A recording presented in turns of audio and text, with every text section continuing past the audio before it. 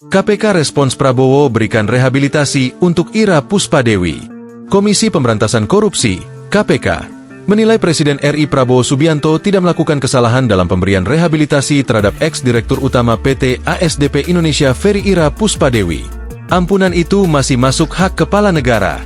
Hak prerogatif Presiden tersebut tidak dapat diganggu-gugat oleh lembaga lain, karena kekuasaan tersebut diberikan langsung oleh UUD 1945 untuk memastikan Presiden dapat menjalankan tugasnya secara efektif, kata Wakil Ketua KPK Johanis Tanak melalui keterangan tertulis, Selasa, 25 November 2025. Tanak menjelaskan, Presiden berhak memberikan grasi, amnesti, abolisi, dan rehabilitasi berdasarkan Pasal 14 dalam Undang-Undang Dasar 1945.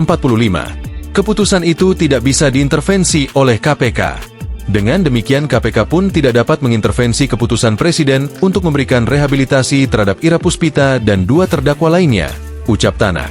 Presiden RI Prabowo Subianto memberikan rehabilitasi kepada 3 tersangka korupsi kerjasama usaha, KSU, dan akuisisi PT Jembatan Nusantara, PTJN, oleh PT ASDP Indonesia Ferry, Persero, periode 2019-2022. Para tersangka yang diberikan rehabilitasi yaitu Ira Puspadewi, Muhammad Yusuf Hadi, dan Heri Muhammad Adi Caksono. Dari hasil komunikasi dengan pihak pemerintah,